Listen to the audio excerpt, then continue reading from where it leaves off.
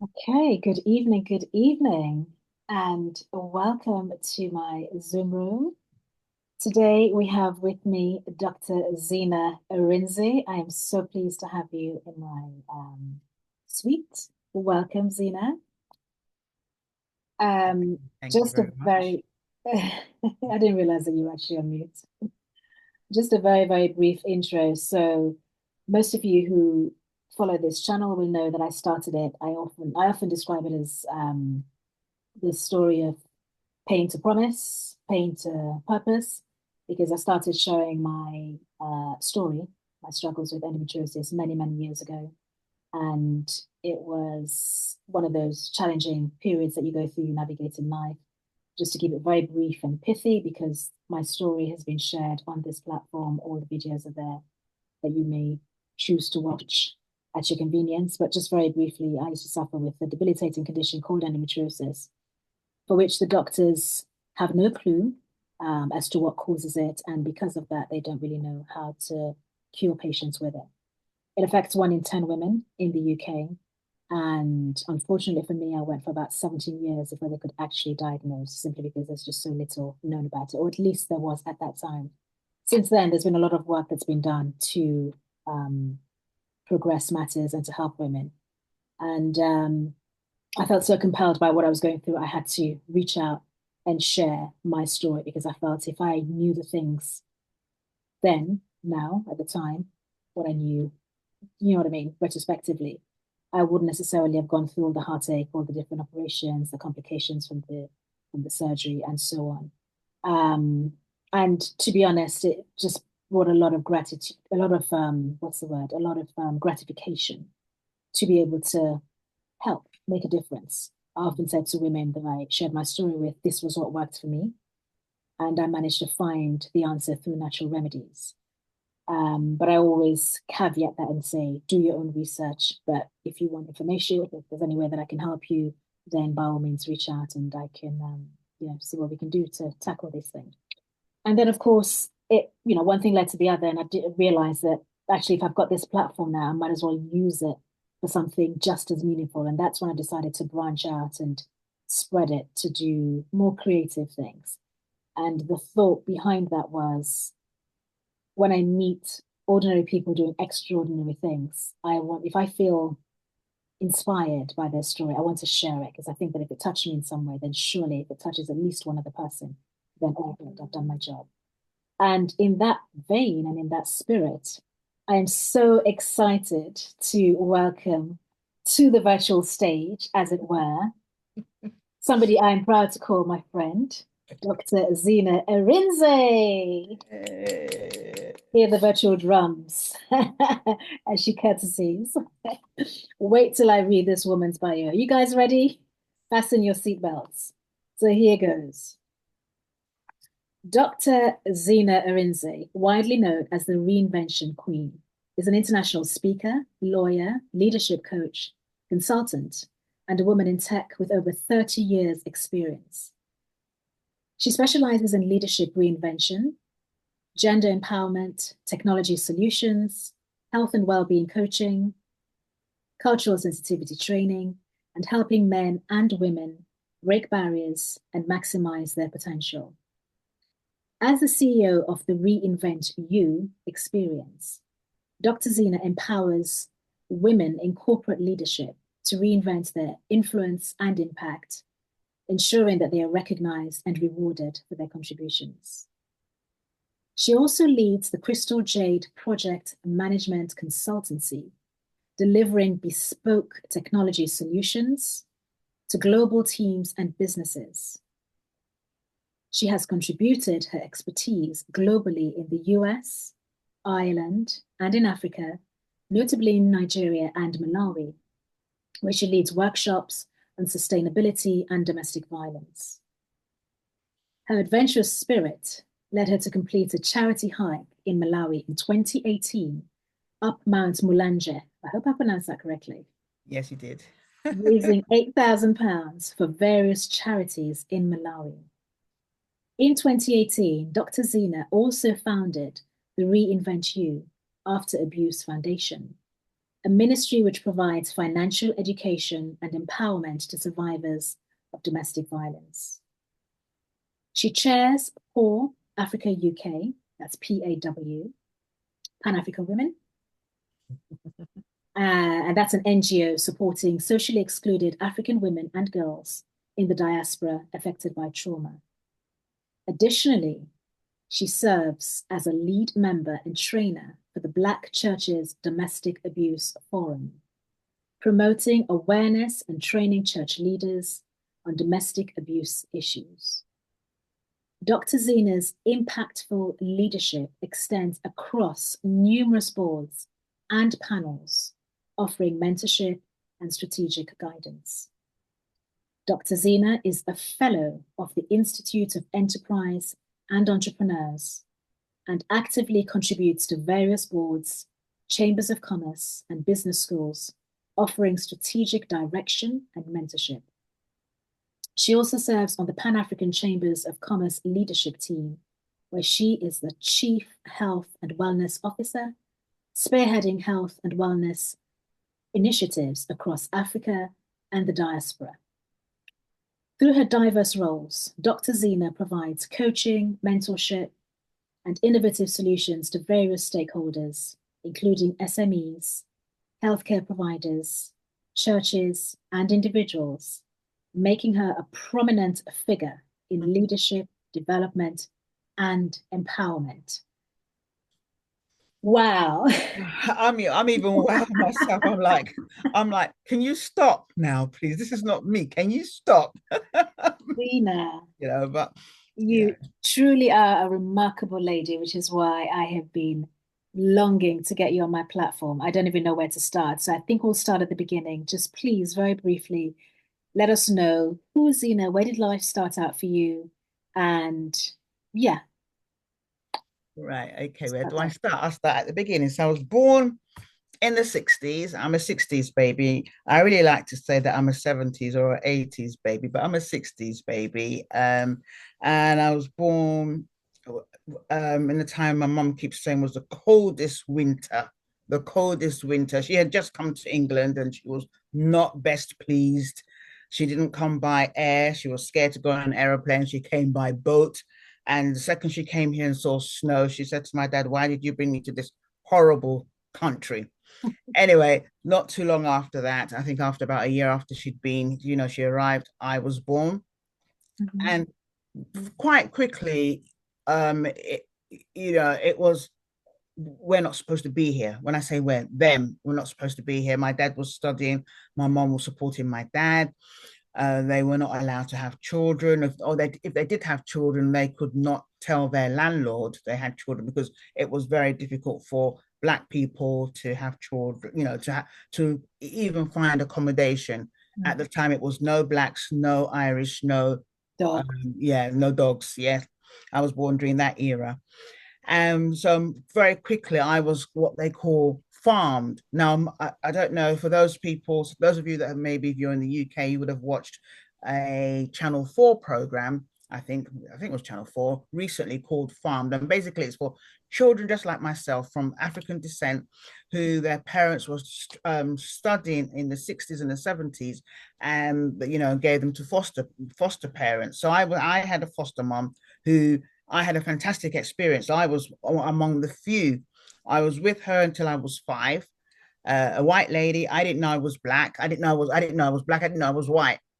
I used to say to her, Nan, how come you're that color and I'm the, and she said, well, I'm ice cream, I'm vanilla ice cream, and you're chocolate ice cream, or I'm vanilla mousse and you're chocolate mousse.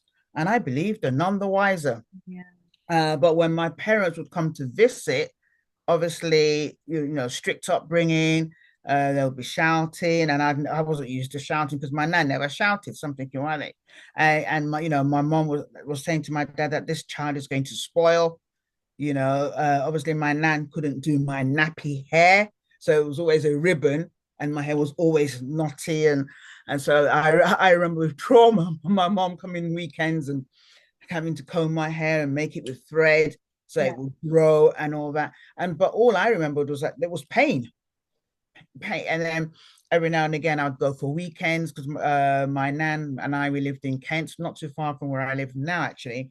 And my parents lived in Herne Hill in one room in the 60s at the time. And I remember going for weekends and they wanted to see me, but I didn't want to see them because I'm thinking the weekend was I couldn't really play because I had to be quiet because the landlord downstairs didn't know that my parents had, any children. And my two older ones lived with my grandparents, my grandmother back in Nigeria. Mm. So I never knew them. And yeah, didn't know them until in the 70s. Never did know them. I knew of them, but I didn't know Yeah, them. that's fun. Yes. And so what was quite interesting was my parents, obviously, being a parent myself, wanted to see me. So they'll take me for weekends. And I'm thinking, why am I going for these weekends? It was, I couldn't play. I couldn't, I had a dog and a horse because my nan, her children had grown up and left home. So it was just, myself and her. And Mhm. so it was a different life. And then now I'm, Mhm. coming to London for weekends in Herne Hill in one cooped up room, no horse, no dog, no anything, and not allowed to actually play. Wow, But as far as my parents were concerned, they didn't actually. For them, it was like, I need my child. that's what We you need to see, do. yeah, what you do. And so, they were doing the right thing. Mm. But for me, as a little child that was brought up, It's confusing. with a different culture. I was brought up as, at least for my first 5 years, as if I was white, in terms of there was no shouting, no smacking, no telling off. I was incredibly spoiled and entitled. Not that I've changed that much anyway, but Well, so much about that. and and so that was quite interesting having to learn the culture. My parents would always speak at the time in hushed tones because they didn't want the landlord to hear Wow. because they don't, Can I just ask, how did you navigate that period, literally having to switch? It's almost like having multiple personalities for a I, child. I didn't know any different. Obviously I was, this was between the ages of, let's say, about 1 until about 5.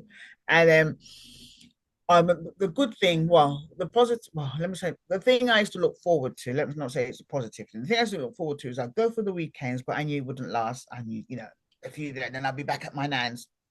But then suddenly I was 5 years old, almost 5 years old, and I had to leave to now come back to London and start primary school.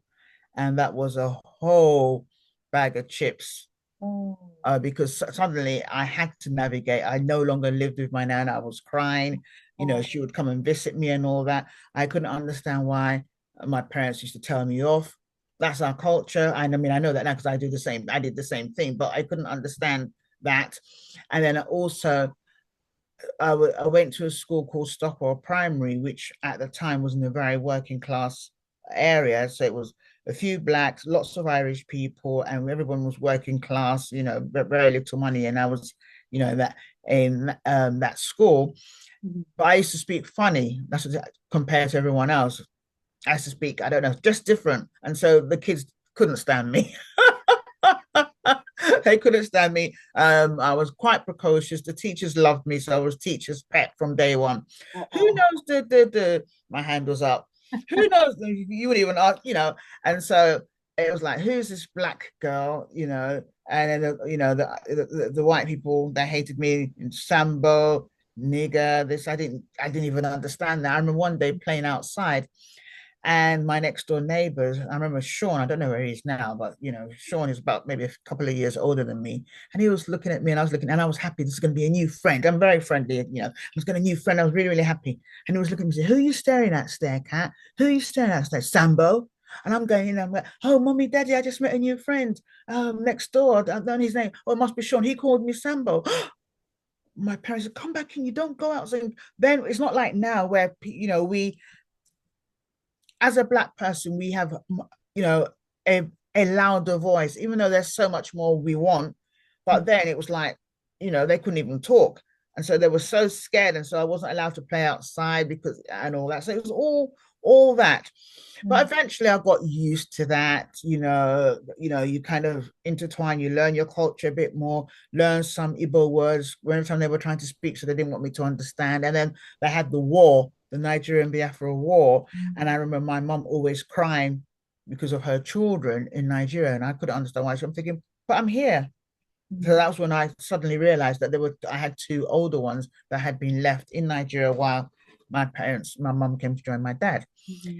Anyway, fast forward, my two older brothers came and joined us. My parents bought a brand new house, and so we lived in our first property, which was great. But then another trauma in terms of integrating with my brothers, who I never knew, a different culture. Mm-hmm. They're used to, at 5, 6, 7, you cook, you do, and they actually experienced the war as children. So Okay. they were very hardened, in comparison to me, that was, very soft. A little And bit traumatized as yes, so they were traumatized. I was traumatized, because well. I was so happy. Oh, Mm-hmm. hi, Lawrence. My mummy said to tell you. My mummy says, your mummy? What do you mean, your mummy? Because so it was all that, So eventually, we all kind of blended together, and that was fantastic. And before I could say Jack Robinson, we went back to Nigeria. Oh, I know, which was another change. what Had age? 12, 12, 13 years. So I'd had my formative years here, but went back to Nigeria. I went to boarding school. Never gone to boarding school before. Um, it wasn't like here where the teacher would say shut up and you say make me, but then when your parents come to parents evening, you deny all knowledge that you ever said that, like my kids did as well. So I'm like, don't worry, I did it as well, so I know you did it, and sort of thing. Because being raised here, you couldn't do that. I tried it a couple of times in Nigeria. The teacher would say, and I'm saying make me, and then obviously the punishment, the flogging. So very quickly I learned, Learned, right? yes, to keep out of trouble. Mm-hmm. But the wonderful thing, because you asked me, telling you a bit, so when you talk about me being the reinvention queen, this is, it's not a makeup, it's not something, it's not a Exactly. nice to have. I've had to, at every stage of my life, Mm-hmm. reinvent myself. I had to kind of Mm-hmm. adapt to my circumstance, adapt to my environment, and make it work for me. And that has always been my motto. Wow. Adaption, adaption, adaption. Mm-hmm. Okay, by this time I was, I went to uni in Nigeria, got my first degree, studied law, went to law school, worked and all that, had the culture, had the language, can speak Pidgin, can speak Igbo. And so, so it's a bit like the best of both worlds. You've got a bit of this and a bit of that, which is amazing. It helps me raise my children with the culture that they need, even though they were born here and raised here. Mm-hmm. Now, the next reinvention was marriage. So I got married in 1996. I met my husband in the library. Actually, someone from Sierra Leone, mutual friend. I knew that would make you smile. Introduced us, um, and And you and met here, I'm guessing. You're already back in the UK now, yeah? I was back in the UK. Yes, yes, Sequence. yeah. Okay. I've come back. So this was, I came back to the UK finally in 1993. I'd been coming for holidays every year, but finally, came back in 1993 and met my husband in 1994 in the library.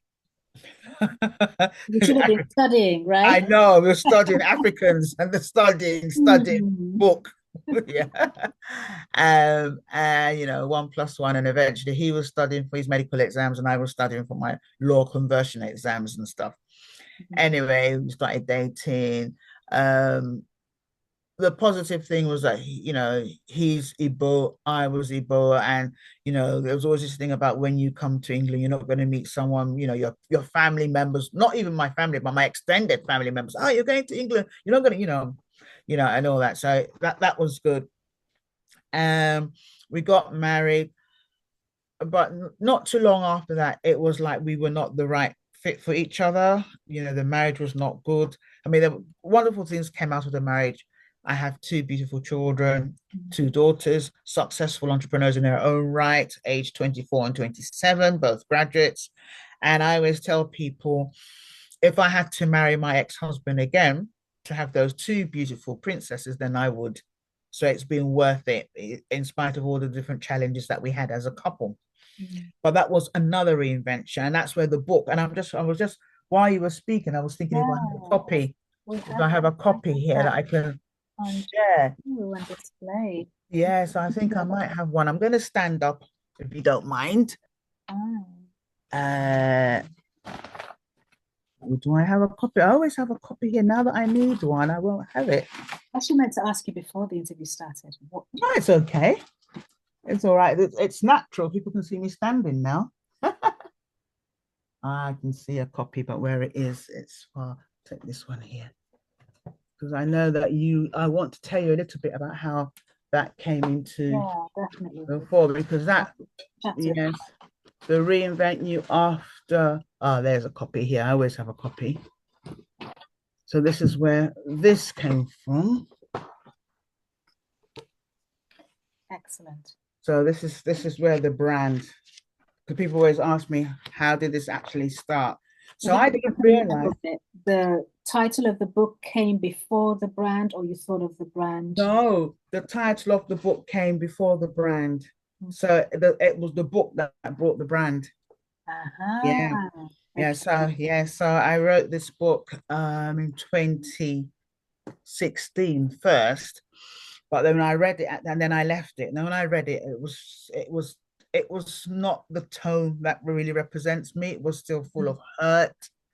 And I thought, no, this is not what I want. So I left it and rewrote it and then launched it in 2018, had a fantastic book launch, and it's on Amazon and everything. Amazing. So just for clarity for the viewers, what led to the reinvent youth? Because we kind of went from the marriage, you didn't talk about the divorce, and then the book. Just Yes. want to quickly fill in the blanks. All right. So the blanks there really is the fact that during my marriage, the marriage wasn't, was not very happy, not a very happy marriage. When I got divorced, he divorced me, which was a good thing, really. It was a good thing. At the time, I'm a born again Christian, so I was doing the Christian thing. When papers were served, I'm like, oh no, I'm not going to sign it. God hates divorce and stuff. So, I probably still would have been there now, sort of thing. You know, I um, didn't say you should be unhappy though, right? Oh, absolutely, absolutely, absolutely. And so, eventually, um, in the old law with regards to matrimonial courses, the Marriage Act, when you divorce, you have different grounds for divorce and all that. And there's one where you can do 2 years with consent and then 5 years without consent. So he just waited for the 5 years and he didn't need my consent, and then the divorce went through in 2009. 2009, yeah. Okay. And so many things had happened. I didn't know myself, but I didn't know that I didn't know myself. Mm. You You don't know know, what you don't know. yes, you don't know what you don't know. What was interesting is that people that knew me before I was married said and then knew me while I was married said I'd lost my spark. But people that knew me while I was married thought, oh, she's so sparky. And then Mm. people that knew me after, so different people depending on when you met me, Mm. but there was one particular group of people that knew me throughout, knew me from when I was a child, knew me while I was married. They came to my wedding, knew me, and they said, no, Zina, You've changed. no, Something you've changed. happened. It's not there. It's not there. It's like, the lights are there, but no one's there, that sort of thing. Yeah. Anyway, I said to myself, what, I need to sort this out. I was crying every day. I didn't realize in front of the children. I didn't realize I was depressed. I didn't realize I was depressed. I was in denial. My head actually can't get my head I around. know. How could you be crying and not realize you were I in that much pain? Or was it Yes, it's just so normal now for you it to? was normal. I was normal. I was, I am a crier naturally, so I might watch a film and cry. So I just assumed, I might think and I'll cry. But all my children could remember at the time was that mommy was always crying. Mommy was always crying. Mm. And I remember, and it's in the book, and I'll talk about it a little bit. Um, it was probably when my 40th birthday. Now I'm telling how old I am. I've been 45 for the past how many years? 2 15 years, years. surely. But I remember my 40th birthday, I was expecting, maybe a surprise party, taken away on a cruise, a perfume, a new car, a chain, whatever it is. But I got a fool at 40 is a fool forever. A fool at 40 is a fool forever. And what had happened, it's in the book, but what had happened is my 24-year-old, she must have been about, I don't know, maybe she was maybe about two or something. She had gone to bed and she had soiled her diaper. So I changed her, gave her a shower about 2 o'clock in the morning and just put the diaper in a an nappy sack, a diaper sack, and just tied it and put it by the door so that when I go to work in the morning, I took the kitchen bin, put it in the bin, and because I couldn't just leave it on the floor, so I left it by the door and then went back to bed. Now, hubby woke up in the morning and was getting ready for work and was looking for the bin. He couldn't find the bin, and so he found it by the door and he opened the bin. He said, "What's this doing here? This is a kitchen bin. Why is there a soiled, And I'm like, well, she That's woke a up. child. Yes, she woke up in the middle of the night. I couldn't just, I managed to bath her and change her, and I left it by the doors. I didn't want to leave it upstairs because it will smell. And so to make sure that I remember to, throw it out as I'm going to work. And also, I didn't want to leave it on the floor, so I left it in the bin. So it will force me to empty the kitchen bin at once. Yeah. So why would you do that? That's so foolish of you. I'm like, look, babes, let's not do this today. Let's do it another day. Let's not do it today. It's my birthday today. It's my 40th. He said, and so what? A fool at 40 is a fool forever. And so, even though many, many years have passed and I have no atom of bitterness or anything in me, but I can never forget that because obviously it's a milestone birthday. Mm. So much so that I use it in my book. But what was amazing about that is after that, the marriage crumbled and everything else. And I noticed that my children were getting very clingy. Mm. My children were getting clingy. I would go out, they would want to stay with me. And I noticed that the doom and gloom that was operating around me was now beginning to operate around my children. And I said to myself, Zina, what are you doing? What are you doing? I don't swear, but what are you doing? Mhm. This How is a was relationship. the manifesting at that point? Just briefly. Sorry?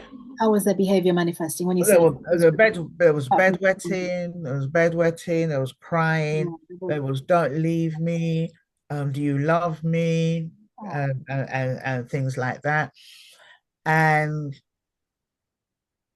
it occurred to me, and then what was more interesting is I remember one day I went to pick them up from school. So I had a fleece, olive green fleece jacket that I used to wear mhm. all the time, morning, afternoon, night. But I didn't even realize I was wearing it morning, afternoon, and night. So I'll drop them to school, get in the car, wear it, and wear some leggings, drop them at school, come back and sit down and watch daytime TV. If I was in between contracts and stuff, and just be crying, not knowing. Then when it's time to pick them up from school, wear the same jacket again and go and pick them up from school.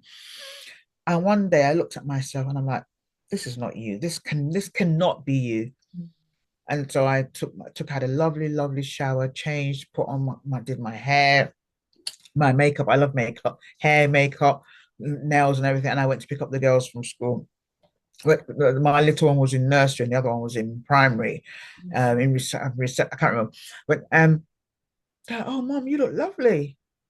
Oh, mom, you look so beautiful. Oh, mom, you look beautiful. I'm like, oh, thank you. And I started crying. So what? But I thought, mom, no. Where's the green jacket? I said, oh, I didn't want to wear it today. So, mom, can you burn it? Can you never ever wear it That's again? symbolic. Yeah, That yeah, is symbolic. yeah.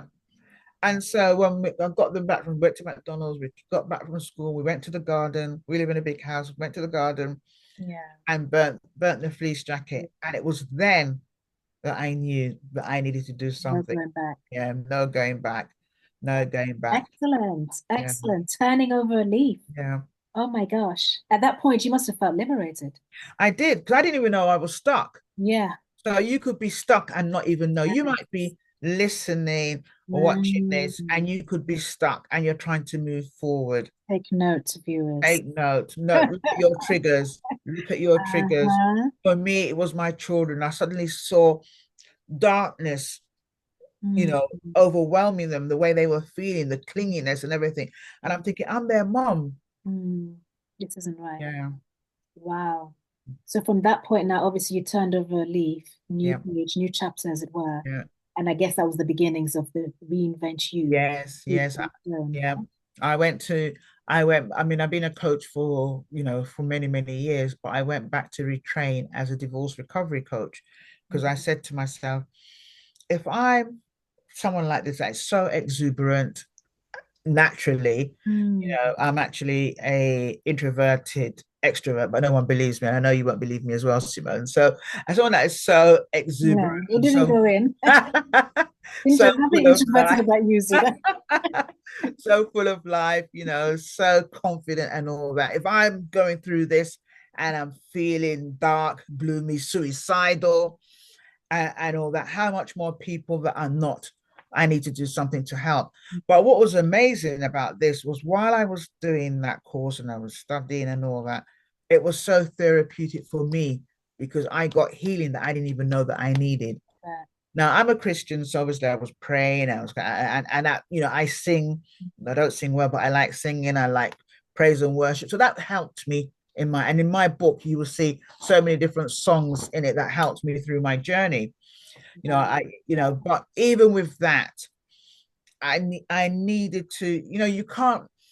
We hear the saying, and it's very cliched, but you can't pour from an empty cup. Mm. So you can't help someone through a situation if you haven't actually or you can, but it won't be the same. If Yeah, you've experienced it, it's better. It lands better. for sure. There's Yeah. something called sympathizing. There's a Yes. difference with Yes. empathizing, right? Absolutely. You just get it because Yeah. you've been there. So that's So you mentioned you touched on your faith, Zina. How did that play a part in your journey? So I'm guessing as you were going through life, your faith was getting stronger or not so strong? as I was going through life, my faith was getting stronger, and I'll tell you why. Initially, I've been a Christian for many, many years, but I was really dependent on what I would hear the man or woman of God say from the pulpit. So my identity was based on what they would say. So obviously, you know that things like divorce, Mm. abuse, and all those things are kind of taboos in the church. We don't talk about them enough because we're not equipped to Mm. actually handle these things. So many women and men end up being either re-victimized or guilt, trodden or guilt, stricken, thinking that it's their fault, and they stay in relationships they have no business staying in. I just understand. Sometimes leads to death, like the singer, the Nigerian gospel singer, 2 3 years back, Onyechi, or I've forgotten her name, that stayed in her marriage and her husband killed her. Oh gosh. Yeah, and so but because we're not equipped, we pray. You need to pray. A wise woman raises her, raises her home and all of her household, and that's also true. That's true. But what is even more true is that the Bible says that God wants you to prosper, just as for you to be in health and for you to prosper, just as your soul prospers. And Absolutely. I had to know God for myself. Now I thought I knew God, but I had to know God for myself. I had to understand that there is no condemnation for you if you are in Christ. So I didn't need a man or woman or a sister or anyone telling me who I was or who I wasn't. I needed to go back to the word of God and see myself, see my name in the book of life, and see that indeed that God loves me Yeah. just as I am. Yes. And he You know, doesn't judge. yeah, he doesn't judge, like the TikTok, Self-judging I thing. listen, but I don't judge, Oh, God. And I had to understand because I had no understanding of that. And I think also, perhaps if I didn't go through this myself, maybe I would have been one of those people that were judging other people. I always ask myself, would I have been sympathetic. as sympathetic, would I have been as understanding, and all that. So I'm glad that I've gone through this and I went through this, and because it's helped me to really minister to so many people that are going through it, even though I've moved on from that. But what it's done is helped me to a divorce, an abusive situation, any sort of trauma is just an event in your life Yeah. timeline. Doesn't define you. Yeah, it does not define you. And I am 100% embodiment of that. With Mm. all the various trials and tribulations that I've gone through and will go through, because that's what life is about, Mm. there's no stopping. unstoppable, And keep moving forward, and you keep dragging as many people with you as possible. yeah, Oh, I've gone through, I don't care what you've gone through, there's work to be done. yeah, Someone's waiting for you to show up. yeah, That's how I live my life. That's how I raise my children, and that's how I coach my clients. yeah. And it's also important to realize that you don't have to be static. Mm, You don't have to be static. You might have gone through a situation, or you might not go through a situation, but you don't want to be last year's fashion statement, as it were. You need to keep on moving. We always evolve. mm, Keep on evolving, move with the times, mhm. not to move for you to, and it's good to be relevant, and that's not what I'm talking about, but for yourself, you know, coming back to the Bible, God has given all of us talents. Some Yeah. of us two, three, five, six, Uh-huh. 100. And he's not waiting for excuses. He wants you to use what he's giving you. The doctrine of multiplication. We talk about children, but it's not just about having children. It's more about multiplying what you have been given, the talents that you have been given. Not everyone's going to be speaking like me. Some of you could be a cake maker, you could be a dressmaker, you could be a doctor, a nurse, you could be a cleaner, you could be a Talented. truck pusher. It doesn't matter what you are, Talented. but it's about multiplying that and making an impact in your sphere of influence. As you can see behind me, I have something I'm really, really proud of, the Reinvent New experience, which actually came from this, but it's for leaders. So it's for women of color in leadership, Mhm. so that they get the recognition, reward, and the respect that they deserve for what they contribute to their organization or their business. Now, we know that women generally, we have the glass ceiling. Mm. We know gender parity, gender gap, and all the different things. I mean, 158 years before we'd ever get anywhere to even be at par. Mhm. But even with that, now we've got the cement ceiling, where women of color like yourself and myself, that after getting, if you're able to smash through the glass ceiling, you've still got the cement on top. And the cement ceiling could, systemic issues could be like, for instance, culturally, how we go through marriage issues, single parenting, cultural, caring, Yeah. things that are expected of you, which other races don't have that same sort of, Challenge. challenge. And so they will not, understand. Yeah. And so, you come to work and you say, for instance, oh, I'm so sorry, I am late, or I have to, take my mum. I remember my mum was doing her knee operation. I have to take my mum for her knee operation, or I have to take her for a checkup. It's it's not the same. And Mhm. and so it's important, in the work that I do, for me to work with women through these systemic challenges and make you understand that you are still worth it. You are still worthy. You still have a lot to offer, and you do offer it. You don't need to second guess yourself. We were on a call recently, and they were talking about self-belief. You need to believe that you deserve the space that you're in. For so long, women of color have been beaten down with guilt, beaten down that they're not enough. You're an angry black woman. You're this, you're that. And for me, I think it's really important that, in spite of what you may have faced or will face, you are still unstoppable. And that's the message. Hallelujah. Can I get a praise? Can I get an amen? Wow. What I love, Zina, when I listen to you is how you've turned, cliche it may sound, turned the trials into triumph. You've not let the pain go in vain, right? Not many women, not many people actually have that mindset. And the whole reinvent you concept, it's kind of self-explanatory actually. So what's the between the book and the coaching, that whole reinvent you, um, yeah, the concept, the idea. How is that going? How are you finding it's making a difference? How are you finding you're making an impact? I'll tell you something really quite interesting. I've just opened a new Facebook account. I had an old one. I had over 5,000 followers and had different various mentorship groups that were mine and coaching groups. Reinvent, You and Shine and different ones. Mhm. And that got hacked last June 2024. And I lost it, trying to get Facebook to be, it's a long story. So anyway, Not gonna I happen. said, I'll never be on Facebook again. But I need it for so many things, groups and stuff. So I recently set up a new one. But I'll tell you, Yeah. when I was first on Facebook, I think in maybe 2012, I can't remember when it was, or 2013, I can't remember. And I used to do lots of Facebook lives. I love camera. So I used to do lots of Facebook lives.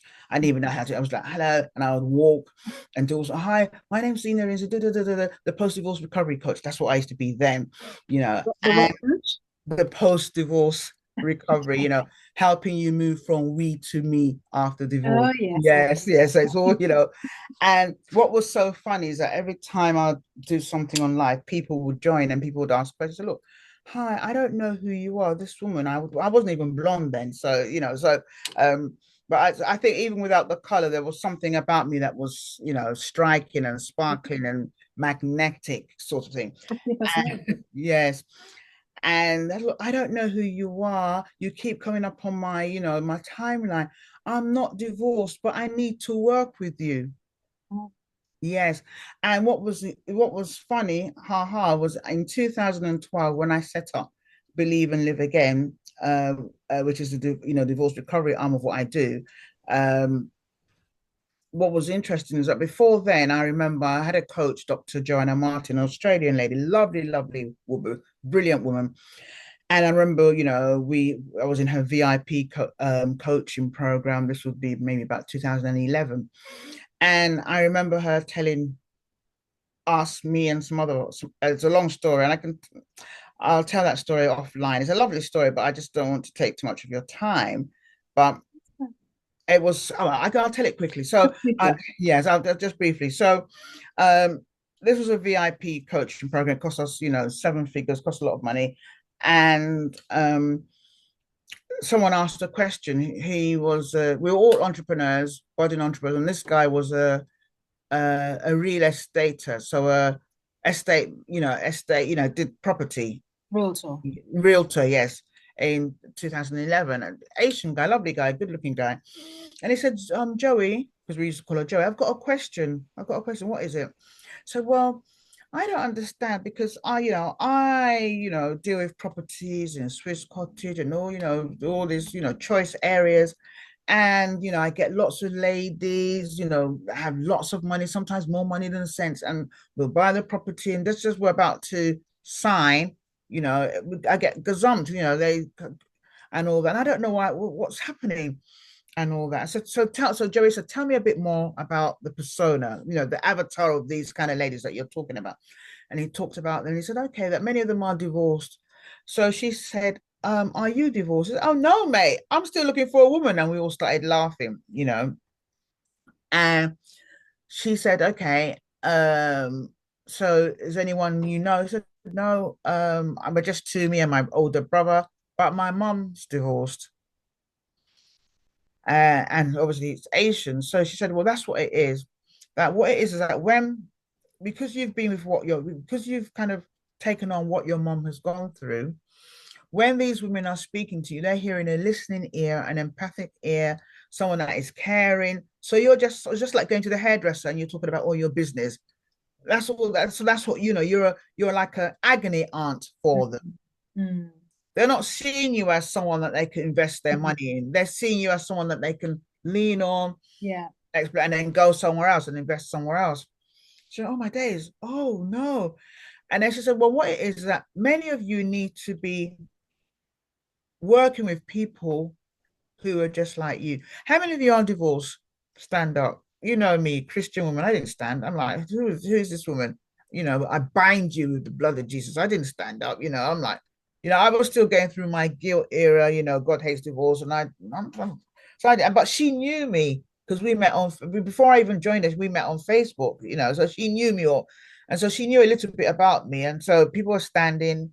She was Oh, like, wait, at this time, sorry to interject. You were doing your thing on Facebook, right? yes. Talking about believe in life again, No, I whatnot. hadn't. No, I hadn't done Believe and Live Again. I was doing smooth life transitions, Okay, but helping people don't transition. mention Yes, No mention of the divorce part. No, no. But she knew, Okay. no, she knew I was divorced because obviously we'd spoken in I told see. her a bit, yeah. But and so she said, Zina, will you not stand? I'm like, oh, all right then. So I stood. She said, well, all of you, you need to be doing something. Your coach needs to be something like that, that really speaks to that.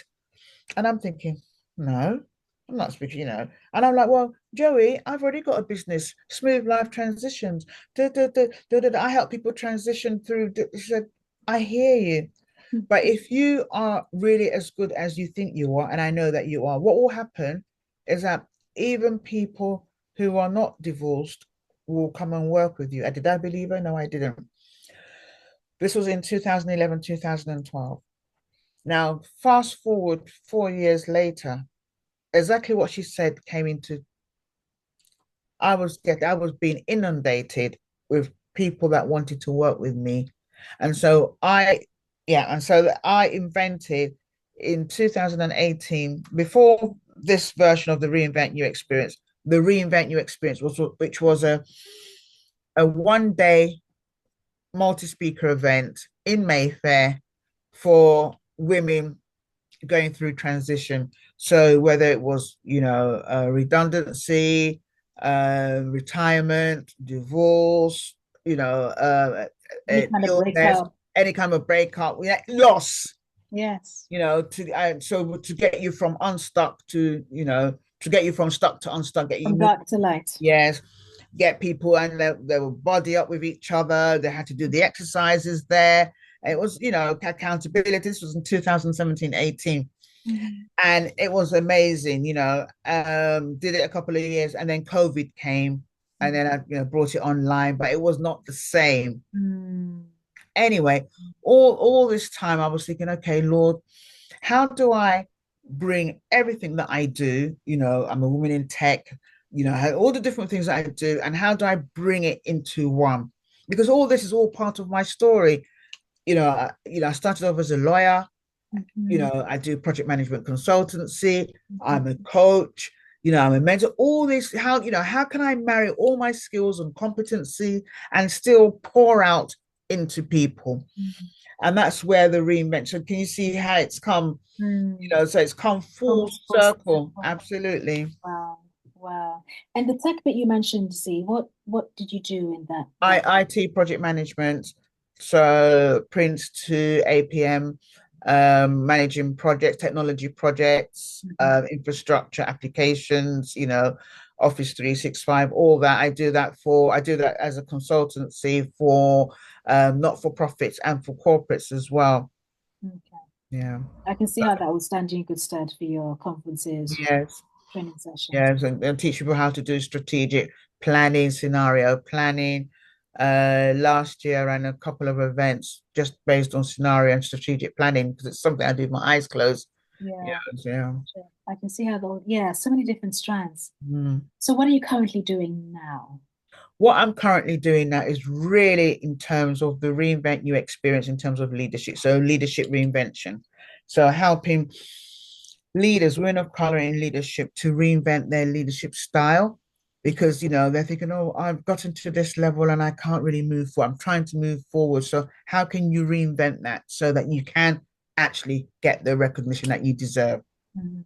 And it's all based on a 7-step framework, which I won't talk about too much at the moment, but ultimately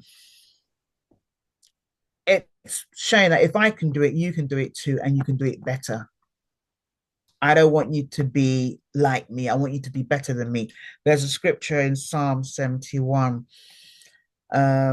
Lord, even when I'm going to paraphrase it. Even if I'm grayed haired, old and grayed haired, I'm not grayed haired and blonde, but help me to really show forth your strength and stuff. So, for me, I want to make sure that as many women as possible around the world are able to really show up in their strength and take as many people with them as possible. So it's about generational empowerment. Mm, It's about making sure that I always believe it's important to leave your mark anywhere that you go.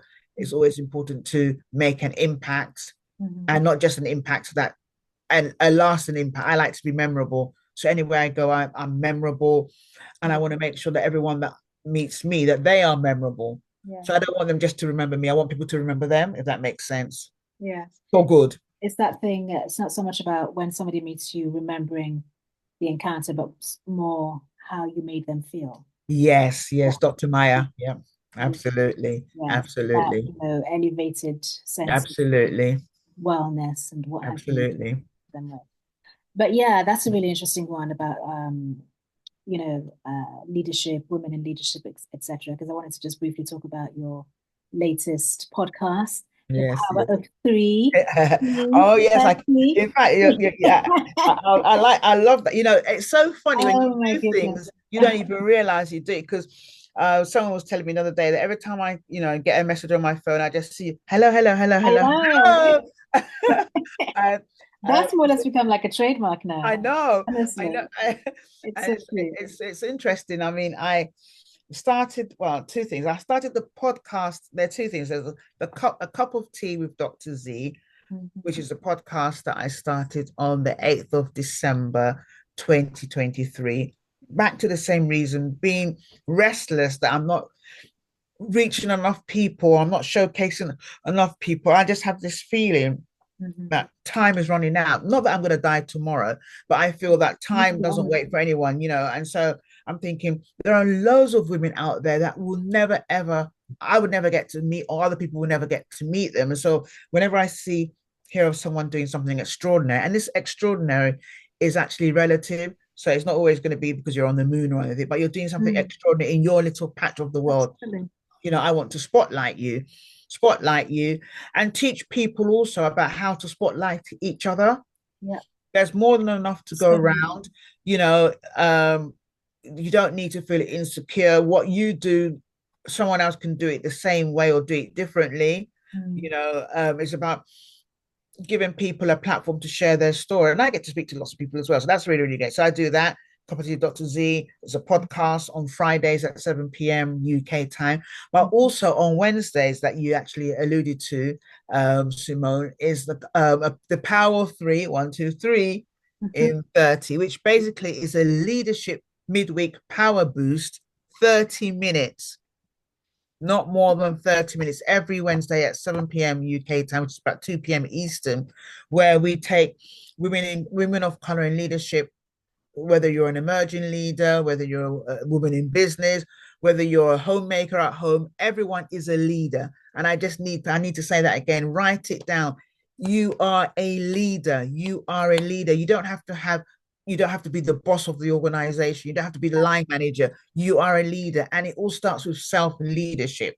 Absolutely. You lead yourself first. Mm, So you come, we empower you. I mean, last 2 weeks we started a brand new series on, your personal brand and how you sharpen your presence, all in aid of International Women's, Month.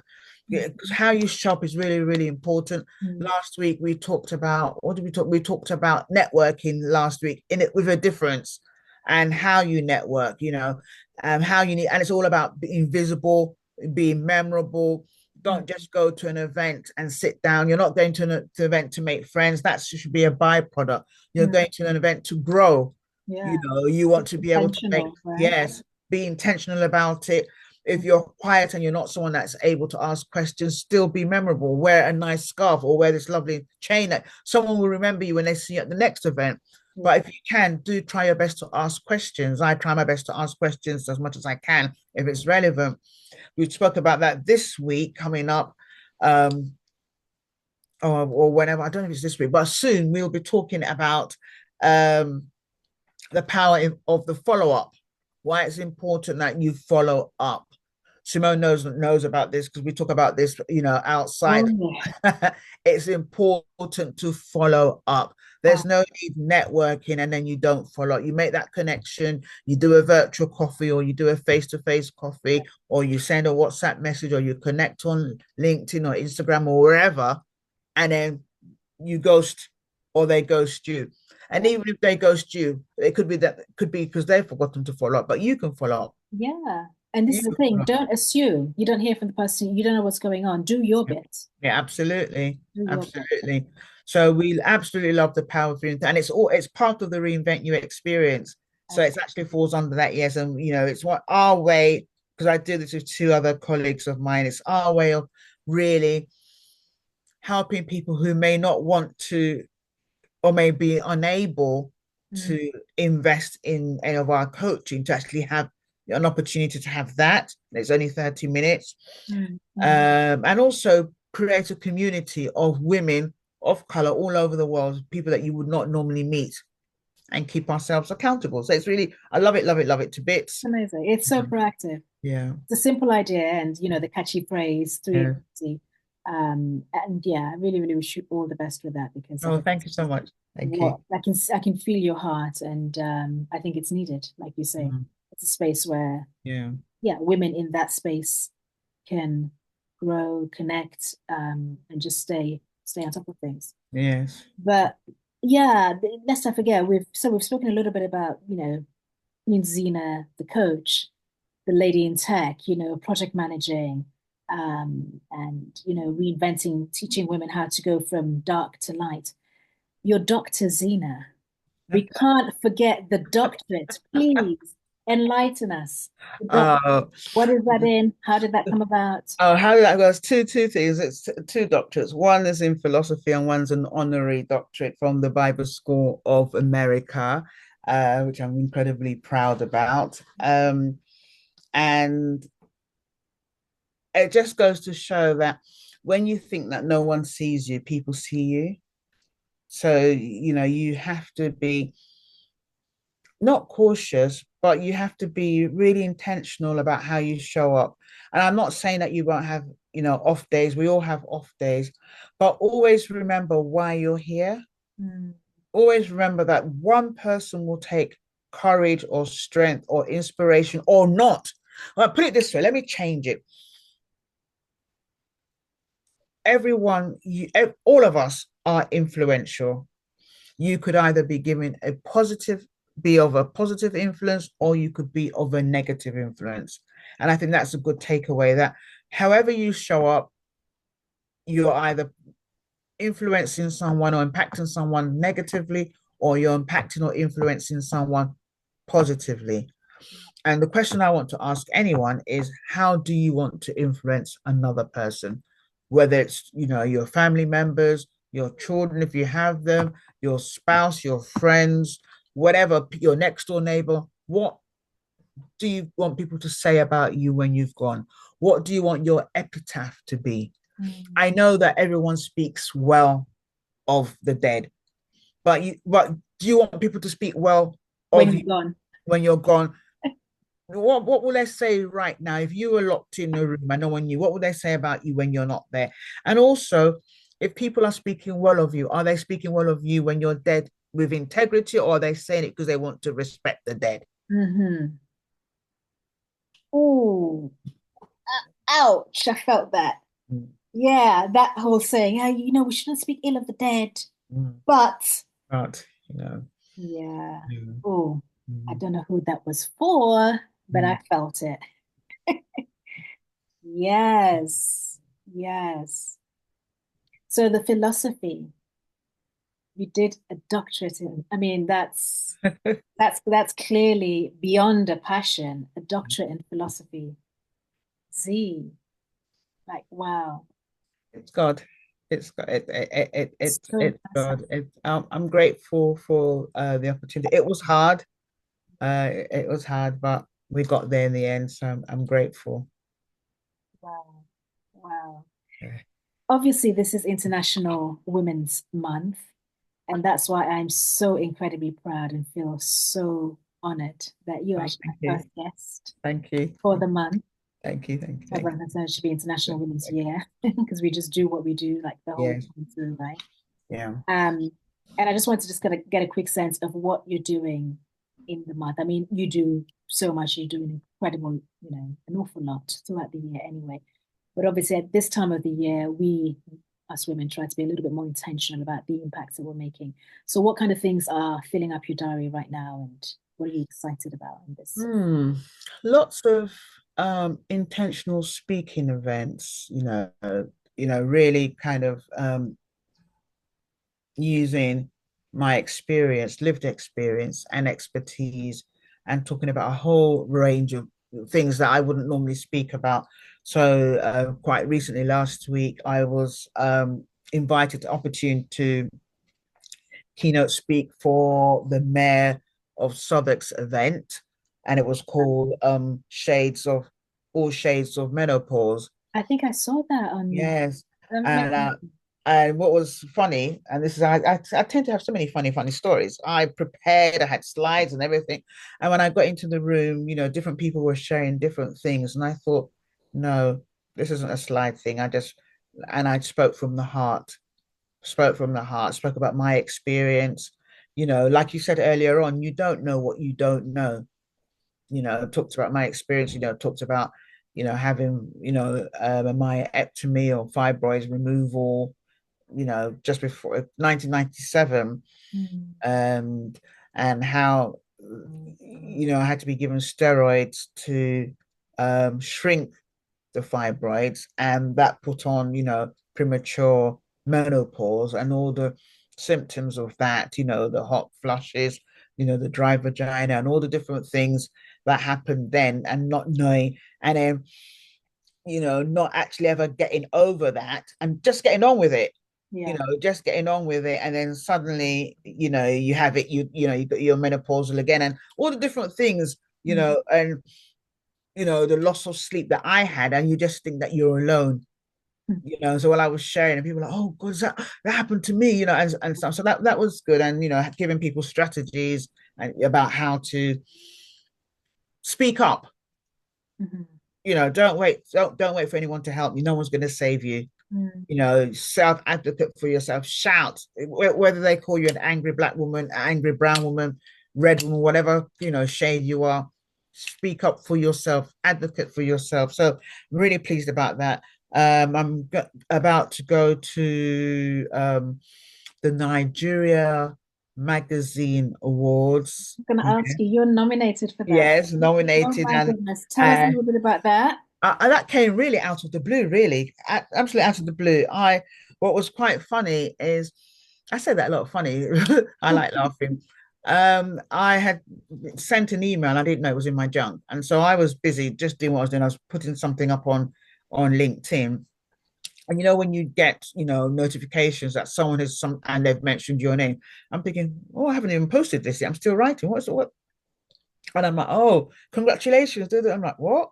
And then I'm thinking, oh, how come this is going to, I haven't been told. And I thought, before I start saying I haven't been told, let me check my email. And I checked Lo my and email, behold. checked, and I had been told, and I've been nominated, and I've been asked if I would like to speak. So I'm also speaking on that day. Mhm. And I'll tell you what I'm speaking about, I'm just gonna actually. ask where, when? I mean, obviously we'll have to have links and Yes, yes. yeah. This is on Thursday in the University of Westminster Hall in Marylebone. Mhm. Yeah, from that event is from, I think it's from 6 o'clock till 10 p.m. or something. Yeah, so I'm looking forward to that. So get my frock. Yes, your Yes, pretty pink frock, no doubt. yes, a pink By frock. the way, this is a Absolutely. nod to you because I know Absolutely. you know, love pink. So even though I'm in my favorite color, my mint blue, turquoise, whatever, I Yeah. thought let me just add a dash. Yes, yes. I like that. Absolutely, pink power. Yes, yeah. But yeah, so before you tell us what you're going to talk about briefly, what were you nominated for? I was nominated for a Nigeria Magazine Awards in the area, I think in the area of business, and I'm not entirely sure. I saw the videos, because there are quite a few nominees on LinkedIn, and Mhm. I'm just, really, really honored to actually have been recognized. I'm Honored like, for wow, you. Yeah. really, and also to have been invited to speak as well, Amazing. invited to Amazing. speak. And just I'll tell you. This is great for the profiles, you know. I was so proud when I Thank you. first Thank you saw so much. Thank you. Thank you. You're biased anyways, but it. I think, yeah, you can see why they were drawn to. And I that's a just, real honor. I mean, it's one thing to be nominated, but to ask you to speak as well, like yes. it's obviously can't get enough of you. Well, this is nice. It's nice. Unbreakable, unstoppable, unapologetic. the reinvention blueprint for women in leadership. That's what I'm going to be talking about. Wow. Yeah. Wow. How Yeah. you timed yourself? How long is it gonna be? 10 minutes, 10, 12 minutes. Yeah. That's an appreciable amount of time. Yep, yep, Such yep, an yep. event. Yes, yes, yes. You know, I mean, my passion is always speaking, has always, it Mm. always has been. And obviously, I'm a Lisa Nichols. I'm part of the campus. I'm a Lisa Nichols alumni, you know, and Yeah. so Yes. love the campus to bits, love her to bits. I've learned a lot because I think it's really Yeah. important no matter what level you think you are. And you know, for me, I still have so many more levels to get to. So I'm Mm. not, you know, like St. Paul says, don't think that you've gotten there. I have nowhere near Oh, where I want to get we're to just yet. getting Nowhere. started. Absolutely, you know. But I think wherever it is that you are, whatever level you are, it's important to keep on refining your skills, keep on sharpening your cutting edge. It's really, don't rest on your laurels. No. You know, if you are the biggest or the greatest or the most accomplished person in your network, then something's wrong. Something's wrong. You need to change your network.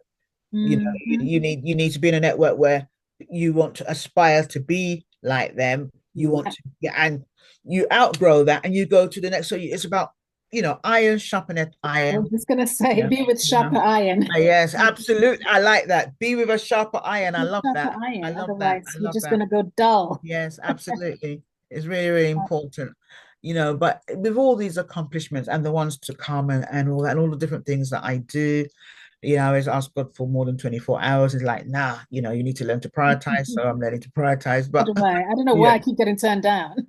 I'm like, God, but you love me. You know, you said I'm the apple of I'm your your eye, daughter. you know, why? You I, know, but for me, the most important, the biggest accomplishment for me is being the mother of my daughters, you know, being able to raise them, you know, successfully with the help of God. I wouldn't have been able to do it by myself. Um, they are, you know, both graduates. Was it an easy journey? No, it wasn't.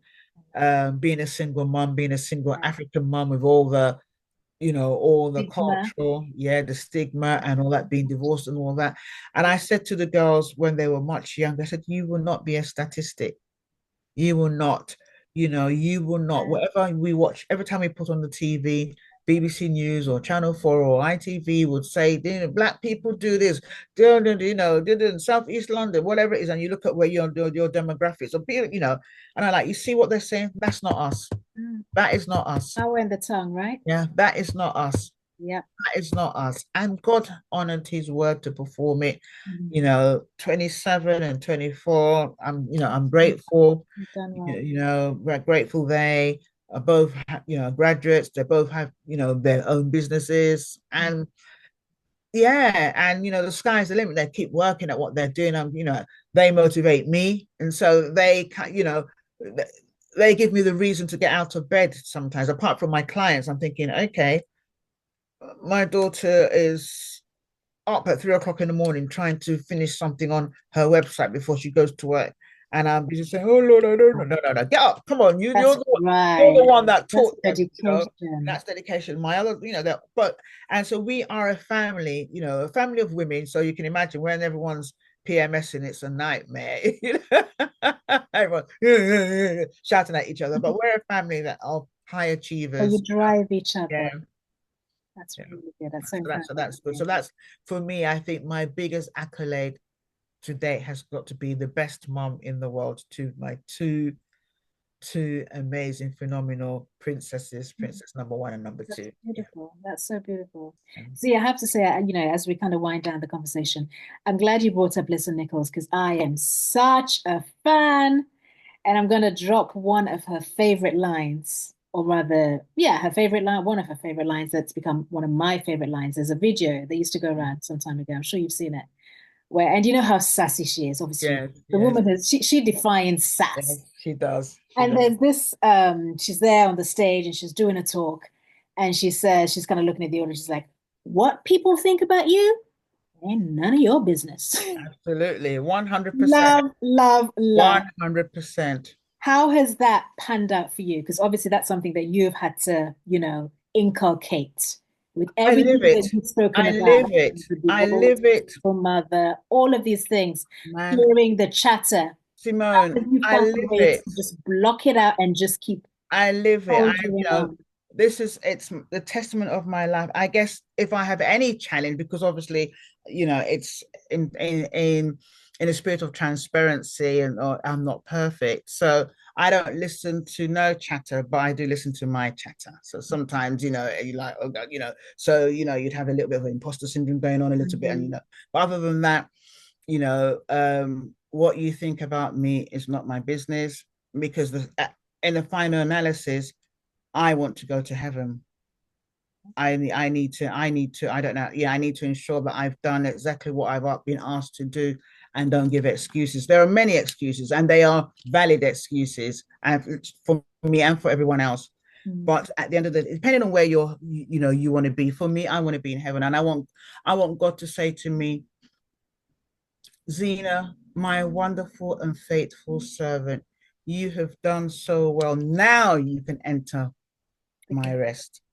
That's really, and so there are lots of things that will stand in the way, have stood in the way, do stand in the way, but it's about pushing through. And my hope and prayer has always been that as people watch me, even the people that I will never meet, as they see me pushing through, they will be able to push through, because they're like, oh, that lady with the blonde hair, that 60-year-old lady with the blonde hair, she's pushing through, so I can as well.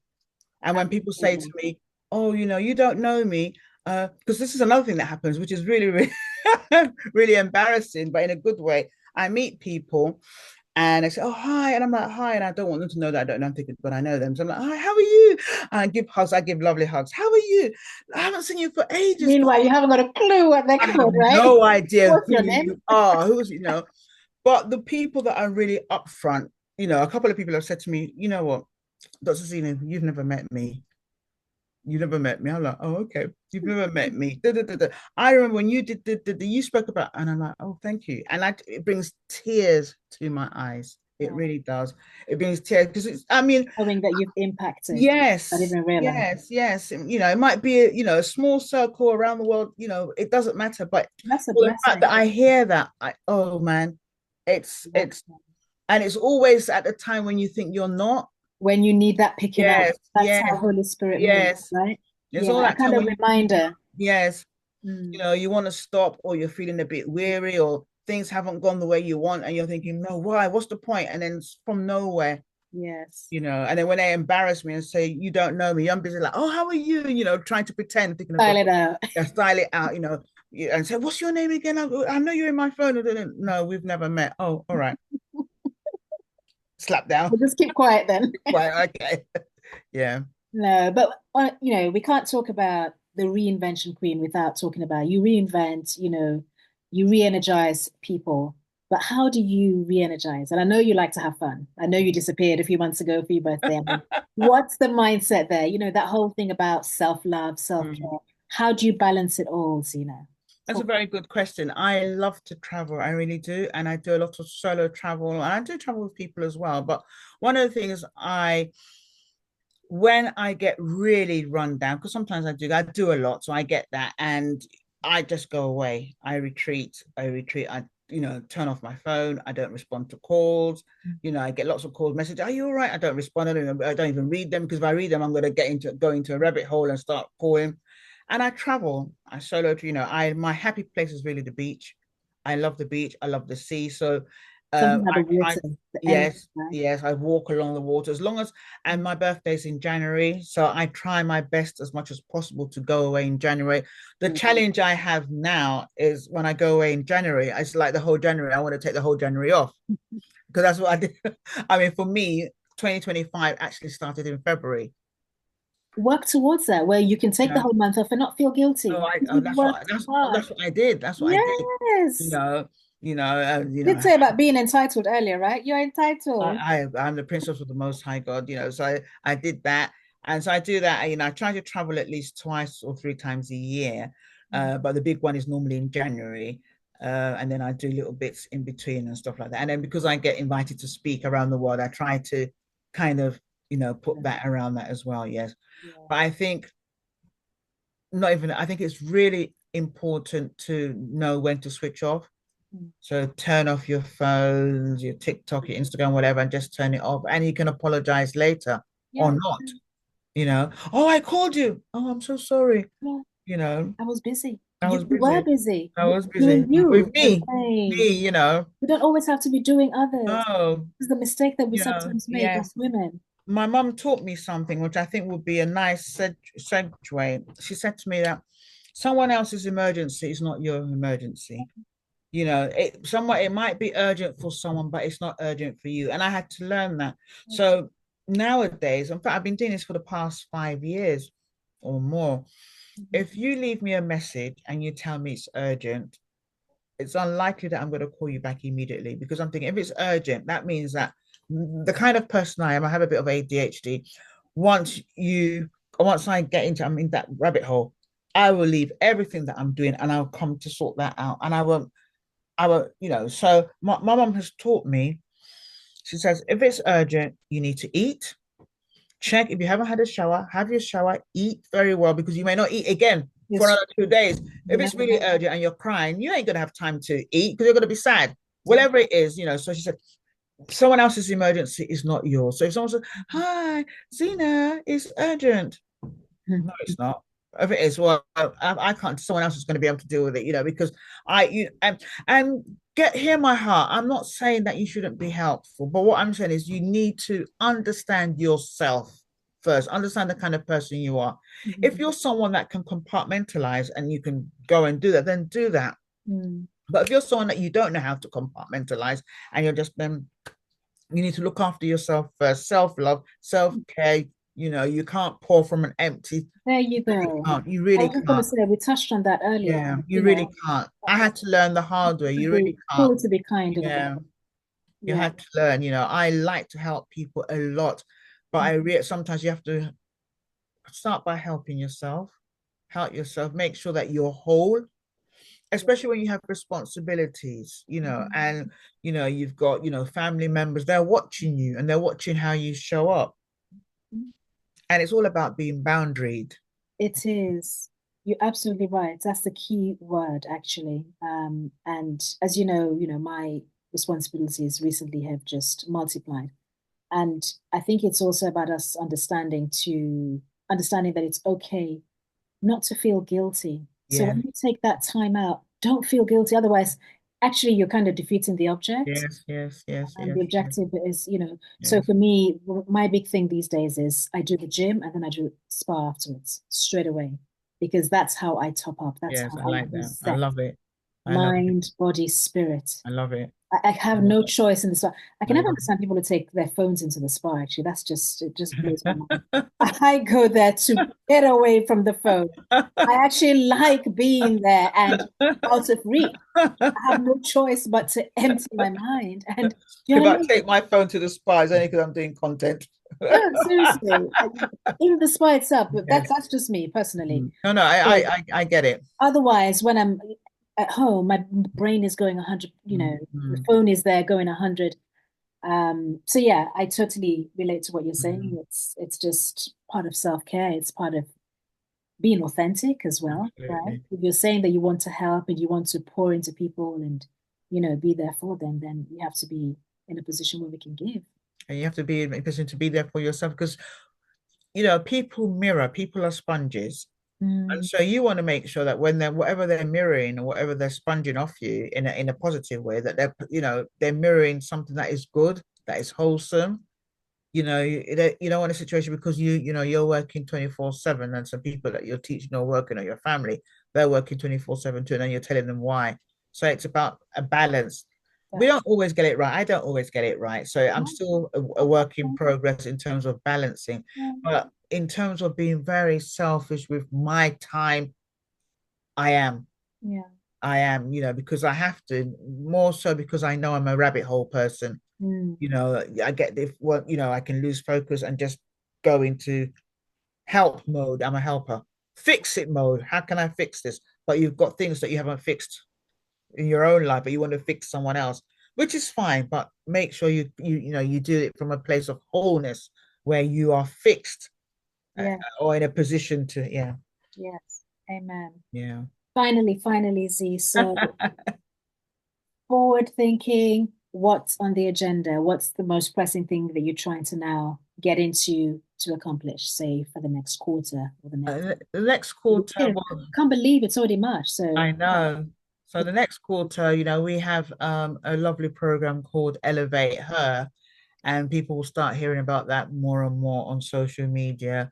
It's a more in-depth, wholesome, end-to-end program following on from the Power of 3 and 30. But it's really, yeah, but it's only for a particular kind of woman, and that's what I will say.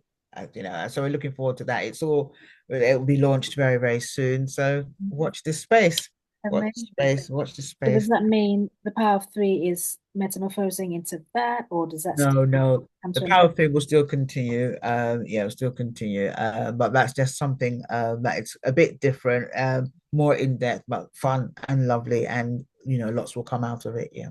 I look forward. Yeah, and also Elevate Her.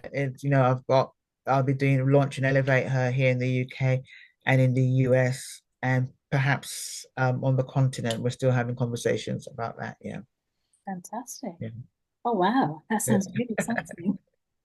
And one Amazing. last thing I'll be doing actually is I will be interviewing 21 women of color to talk about, what keeps them, how can they be unapologetic and how they've been able to be successful in leadership. So I'm still putting that together. That's going to be a summit. Yes, that was supposed to be in April, but other things have come in, in plans, personal things that I need to deal with. So it's likely to probably be in June. So watch this space, yeah. All being interviewed at the same time or No, sequentially? it'll be staggered. So it'll be a summit, maybe a 3 day summit, and people can log in at different times and stuff like that. Yeah, Oh wow, yeah. amazing. Oh my goodness. Yes. Well, you certainly have your hands full, I Queensie. know, I know, I know. Look, I'm Amazing. looking at them. I know. Well, Lord it's help good me. that they're figuratively empty because that's how you receive See. more, right? Yes, yes, That's yes, the intention, so yes, that you can then give and pour. yes. Queen Zina, this has been such a pleasure. Thank you Thank you. Thank you so, so much. so much. So much. There was so much to talk about, and I was I trying to figure know. out which part We'll to do a talk part about that will two, don't help. worry. Yes, That yes, clearly, I mean, as it is, I think we've gone way over what we were saying time-wise. 45 yes. minutes an hour. I'm sure it's more like an hour, hour and a half now. But it's all good. I mean, that was real meaningful content. Emphasis on the Thank word you so real. much. Thank you so You much. kept Thank it you so much. 100%. Thank you so, so much. It's been an absolute joy, an absolute pleasure, an absolute honor. And yeah, I can't wait to see how, this is going to impact people. You're doing an amazing job. You really are. Thank you. And I pray that, that your work will be across airwaves that you didn't even imagine, airwaves that you didn't even imagine. Amen. So I thank you so, receive so that. I much. receive Thank that. you so, Thank so you much. so This has much. been, Thank this has you. been fun. It has. I've truly enjoyed this. And as I said, it's been even more of an honor because this is big for us women, Mhm. international women of color Yes, doing our yes, thing. I yes, think it's yes. just so timely that I have such an esteemed guest like Oh, Dr. Zina thank you. Arinze Thank to you. just come Thank and you. share her story.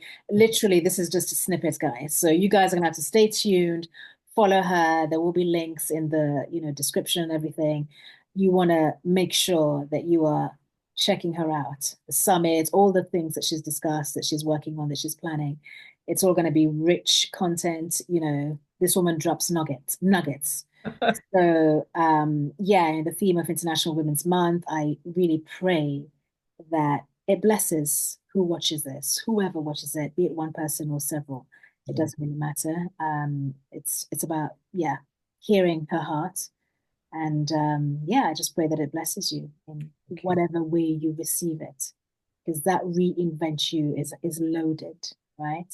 It's truly loaded, and I feel, the way we kind of unpacked things, so you're understanding how you're moving from dark to light in whatever sphere. It might be changing a job, it might be changing boyfriends, it might be moving location, it might be whatever it is, where Yes. you are just navigating from one, not so desirable spot to another.